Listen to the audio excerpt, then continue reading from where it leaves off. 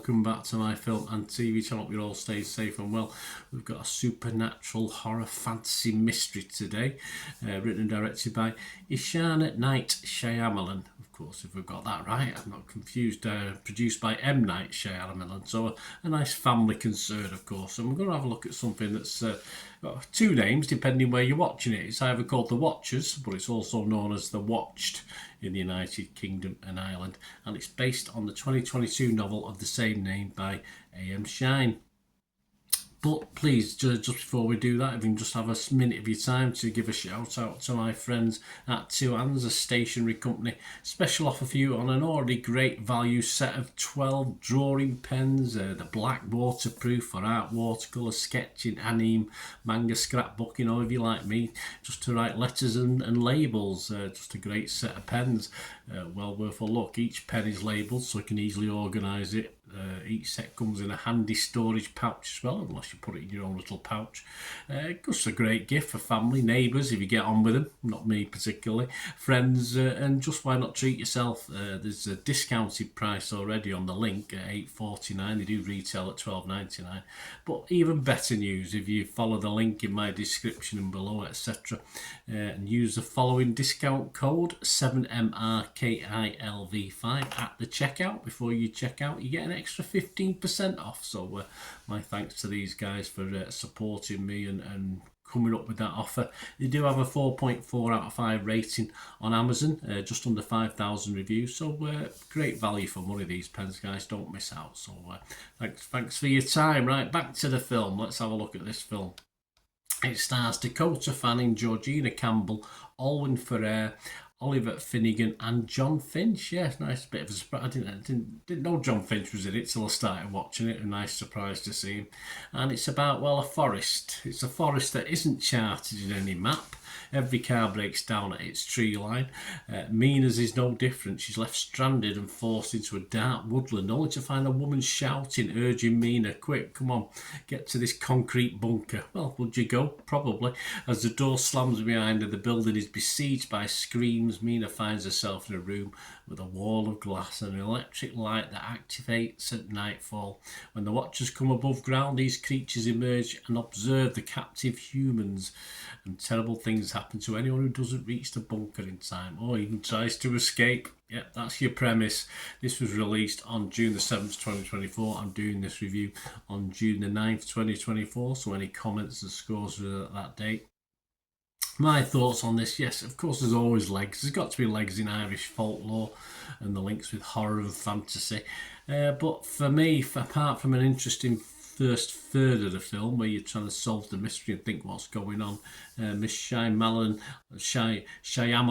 loses her way in telling the story and actually giving us a satisfactory end game as well, which I say there's a bit in between that doesn't quite work out. The cast is okay, does an okay job. I think Oliver Finnegan is a slightly weaker link in it.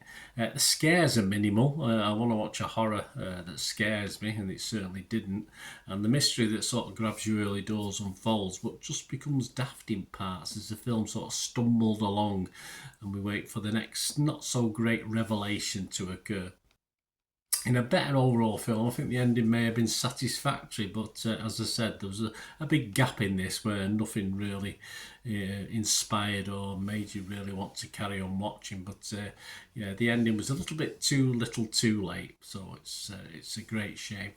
My scores on this one, as I say, obviously the father impressed me with certain films, not with others. This didn't impress me as such, but it's a debut. Might get better, but I don't know. We're following the same sort of trait and style with this, I think, and some people like it, so that's fair enough. Personally, yeah, as I said, it's a bit more miss than hit with these things.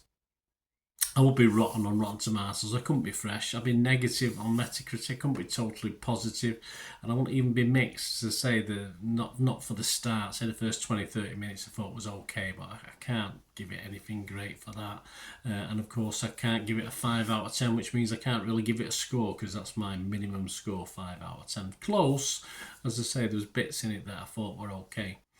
but I can't give this a score either. What are other people thinking? Well, some agree with me, some don't. Rotten Tomatoes, 4.9 out of 10, so similar feel to me. 29% positivity, which isn't great, and that's 106 critics. 31 were fresh, but we've got 75 rotten.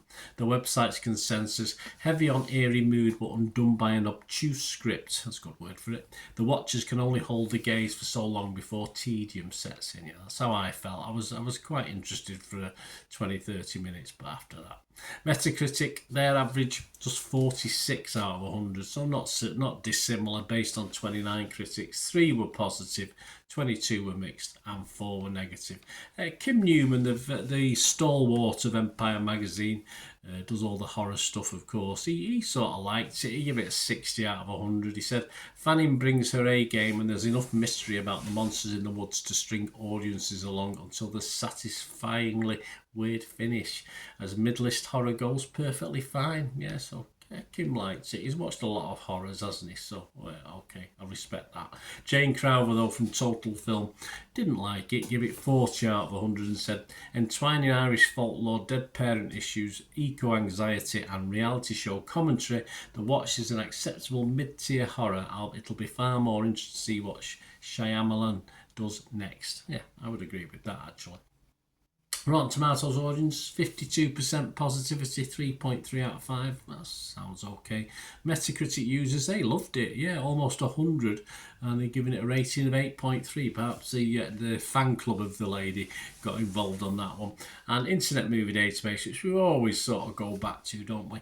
2,500 scores and reviews as I'm doing this. And it's getting a healthy-ish 5.8 out of 10, so just still a bit low, a bit less than my 6 out of 10 I like to see for any film to be a watchable film. So a bit mixed on this, a few more people negative than positive, including myself, but let me know what you think, guys. It's great to hear your views on this, and as I say, it's a directorial debut, so let's hope for a little bit better in the future for me anyway, and others who are like me. Please, if you are new to the channel, you enjoy my sort of ramblings, what I try to do, please give us your support, press that subscribe button, press the notification button. Everything film and TV, of course, reviews like this, information, vlogs. And if you do check through the channel for other things, you'll see stuff on my football team, Manchester City as well. So if that's any interest, have a look at that. Or if you know someone who might be, if you're not yourself, that'd be great to have you on board. And I'm always after people to support the channel. If I can do anything for you as well as organisations or individuals, support or sponsor the channel, that'd be absolutely fantastic. Just give me a message through YouTube, through the message system, or you can get my stuff on other socials. I'm on X and TikTok at Bernard_Deneen, so you can contact me on there. Put loads of stuff on football, film and TV on there. I'm on Facebook, so just contact me at Bernard Deneen on Facebook, and there's an email there, so if you want to have a chat and see what we can do for each other, just email me and we can have a chat about it. Thanks for watching, guys. Let me know especially what you thought of this, and or anything to do with film and TV. It'd be great to hear from you. So we'll meet again. Well, that's one thing, don't I? Please stay safe, everyone. Bye for now.